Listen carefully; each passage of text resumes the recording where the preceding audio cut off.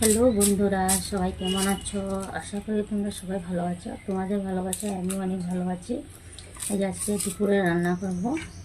এটা হচ্ছে ভেন্ডি ভেন্ডি ভাজা করব, আরও এই বেগুন দিয়ে, আলু দিয়ে, টমেটো দিয়ে মাছ রান্না করব। আর দেখি কী রান্না করি।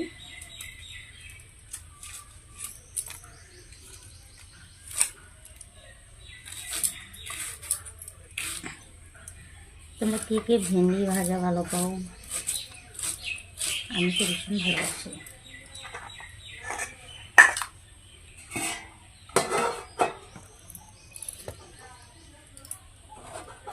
এটা মাছ দিয়ে রান্না করব।